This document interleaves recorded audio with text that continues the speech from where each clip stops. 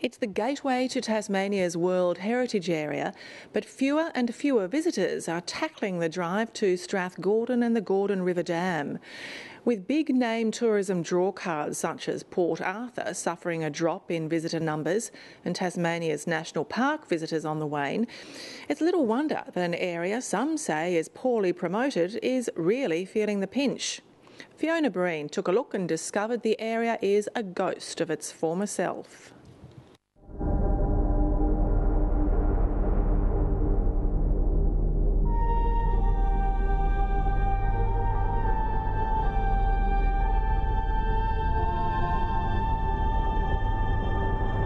On the edge of the Southwest National Park, Lake Pedder and the Gordon River Dam give visitors a glimpse of the isolated beauty of the state's much talked about Wilderness World Heritage Area.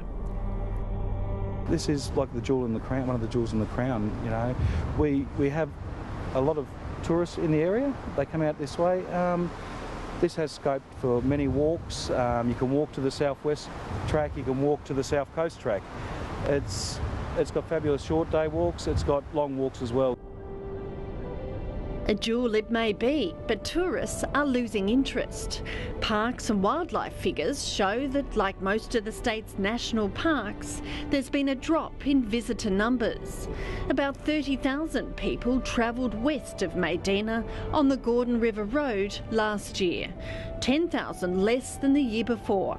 It's pretty reflective of, unfortunately, what we're seeing in similar destinations right across the state. We've seen this dramatic downturn in regional tourism, particularly into some of our remote centres. A third of those turned off and didn't make it to the old hydro town of Strathgordon and the Gordon River Dam. We were expecting sort of really untouched, pristine wilderness, which is exactly what we expected.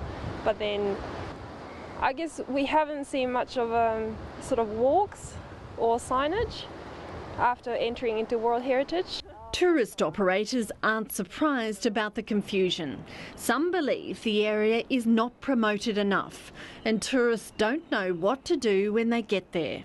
Yeah, not like a huge map board or, like explanation on the outdoor board. Yeah, we haven't seen any. A visitors centre perched over the mighty Gordon River Dam is empty. The Lake Pedder Chalet has an historical display, but no up-to-date tourist information. It's usually unmanned and often shut to the public.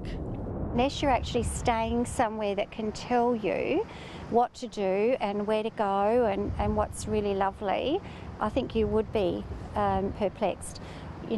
There's not, I don't think there's much in terms of really good professional signage for people so they know where to go and what to do. Tourists can be caught out by simple practical issues.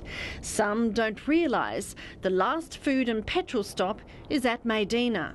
That means a round trip of 160 kilometres into the town.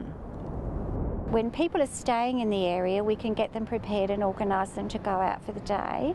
But people coming for the day, I think, would find it hard to know all those lovely little spots that you can enjoy. Long-time resident and hydro worker BRADY has often helped visitors stranded after dark. It's quite surprising the number of cars that you hear driving around after dark. And Hydro's got a policy like a stranded tourist policy. If someone's here, if they're low on fuel or they haven't got a clue where they're going to stay for the night, we actually make available one of the accommodation houses, and we have fuel available also. The tourism industry believes many visitors just aren't informed. I think right up that particular part of the state there is a lack of adequate information about what's there, and there's also probably limited experiences once you arrive at, say, a place like Strathgordon. You arrive, you don't get a true sense of arrival, and then what incentives are you there to actually stay and ideally spend a couple of hours or spend some money in the region.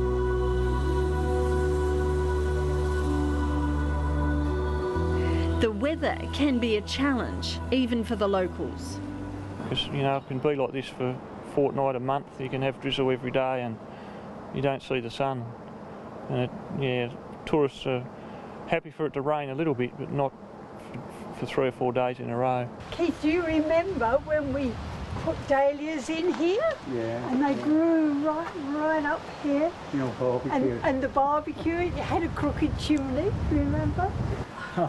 Oh, look at the old barbecue, look, with the steps leading up to it.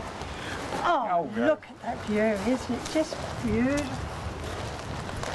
Former Strathgordon residents Keith and Jill Williams remember a time when the area was bustling with people. They arrived not long after the Gordon River Dam was built, and about 2,000 people lived in the purpose-built hydro town. We remember what we used to do here and what we used to do there, and just very great memories. There were shops, a school, even a gymnasium and pool. Not only was the town a thriving community, the couple say it was full of visitors. When they finished the dam, such a lot of people were coming up, and the reception centre up on the dam itself,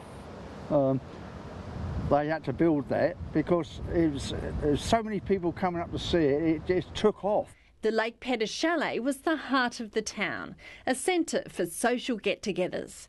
They'd love to see it open again. Sad. Yeah, it's very sad. Yeah.